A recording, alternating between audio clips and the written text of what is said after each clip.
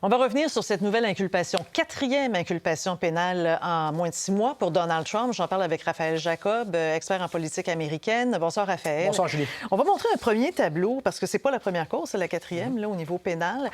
Et ce tableau-là, il est très, très parlant.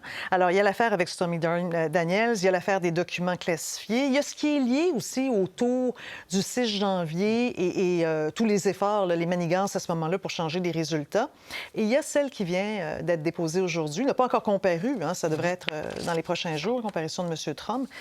En quoi elle est distincte et en quoi elle est plus grave, celle d'aujourd'hui? Elle est grave, ne serait-ce qu'au niveau du nombre d'accusés. On les appelle en fait, dans l'acte d'accusation, des co-conspirateurs. Et on fait clairement là, état d'une entreprise criminelle. C'est comme ça qu'on fait référence à la fois à l'ex-président Trump, également Rudy Giuliani, ex-maire de New York, qu'on sait conseiller de très près de M. Trump pendant des années. Pensez aussi à des noms qu'on a beaucoup entendus, notamment dans le contexte des enquêtes sur ce qui s'était passé après le 6 janvier 2021. John Eastman, l'espèce d'éminence grise, et on doit le mettre en guillemets, là, d'un point de vue légal. Sidney Powell, qui étaient des avocats de Donald Trump après les élections de 2020 et dont la fonction élémentaire était de dire à Trump ce qu'il voulait bien entendre et qui sont accusés, eux aussi, d'avoir collaboré avec M. Trump dans ce qui est essentiellement non seulement une entreprise criminelle, mais un effort, en fait, des efforts dans plusieurs juridictions. Et ça, il faut le comprendre, parce que même si on se parle de la Georgie, la procureure du comté de Fulton en Georgie, Mme Willis, ratisse beaucoup plus large que simplement sa juridiction, même son État. Elle parle de ces efforts-là dans des États comme le Nouveau-Mexique, la Pennsylvanie, le Wisconsin, le Michigan, où on a tenté à répétition non seulement de bloquer, de renverser les résultats des élections de 2020, mais de le faire en sollicitant de façon criminelle, dans certains cas en essayant d'usurper des titulaires de charges publiques, incluant des hauts fonctionnaires. Oui, et là, vraiment, la façon dont on aborde, finalement, sur le plan judiciaire, ce dossier-là, c'est comme une organisation criminelle. Oui. L'image est très frappante qu'on voit M. Trump et tous ses co-accusés. Regardez, je veux dire, c'est énorme.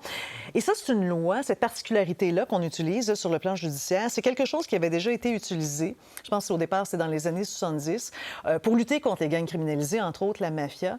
C'est ce qui est ironique dans l'histoire quand on pense à M. Giuliani. Absolument. C'est ce qui est, Julie, tragiquement ironique. Vous parlez des années 70. Que faisait Rudy Giuliani dans les années 70? Il était, à l'époque, lui-même procureur, qui avait agi, et je vais le dire de façon très carrée, dans certains cas de façon carrément héroïque, en s'en prenant à la mafia qui était extrêmement entranchée à New York à l'époque, en faisant appel notamment à des dispositions légales de la sorte et qui, maintenant, 30, 40 ans plus tard, se retrouve dans la situation complètement opposée, où c'est lui qui est carrément menacé de peine de prison après avoir collaboré avec M. Trump dans ce schéma présumé criminel. L'autre particularité, c'est ce coup de fil pour essayer de trouver des votes. La pression qu'avait fait M. Trump, on s'en est beaucoup parlé au fil des dernières années, au fil de nos entrevues.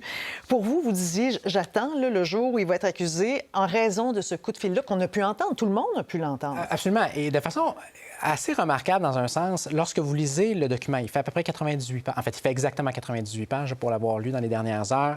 Il faut attendre à la 50e page, le plein cœur du document, pour que vraiment on en fasse état de cet appel qui avait été enregistré aux dépens évidemment de M. Trump, qui dure à peu près 1 heure et dans lequel on l'entend très clairement et à répétition mettre de la pression indue sur Brad Raffensperger, le secrétaire d'État, donc le responsable électoral de la Georgie, pour qu'il renverse les résultats dans l'État. Maintenant, il faut toujours garder 2 choses en tête. La première, c'est que ce n'est pas simplement la demande, ce n'est pas simplement l'appel.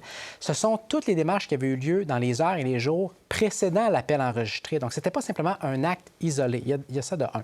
De deux, effectivement, pour rebondir sur ce que vous venez de mentionner, écoutez, Julie, ça fait littéralement 2 ans et demi qu'à chaque fois que vous et moi, en ondes et même à l'extérieur des ondes, on se parle des problèmes avec la justice dans les différentes causes touchant M. Trump, le point avec lequel je revenais constamment, c'est si on agit dans les autres causes, qu'est-ce qu'on attend pour agir en Georgie? Tellement cette preuve-là était accablante. Donc, évidemment... Mais qu'est-ce qu'on attend? En effet, la question est bonne, parce que lui, il l'instrumentalise, le timing, finalement, au moment où ça arrive, en disant, regardez, c'est une manigance ici pour me nuire lors de ma campagne électorale au présidentiel. On a comme essayé de gérer l'agenda, finalement, en ma défaveur.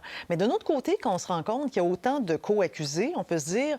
Si on voulait monter l'idée groupe criminel, c'est quand même une grande fouille, là, une enquête qui peut être longue. Là. Ils sont 19. Effectivement. Et aussi la notion du temps. Encore une fois, lorsqu'on lit le document, on fait état d'actes qui auraient été commis jusqu'à septembre 2022. Donc, on ne s'est pas seulement limité à 2020-2021. C'est la durée dans le temps Il y a aussi. également la durée. Oui. En même temps, en ce qui me concerne, Julie, je ne suis pas juriste, mais je m'explique encore assez mal. D'un point de vue théorique, si Donald Trump était n'importe quel autre citoyen ordinaire, en quoi on aurait attendu 2 ans et demi, en fait, techniquement, plus de 2 ans et demi pour le traduire devant la justice avec la gravité et l'évidence qu'on avait de la gravité des actes qui avaient été commis. Une fois que tout ça est dit, gardez en tête également ceci.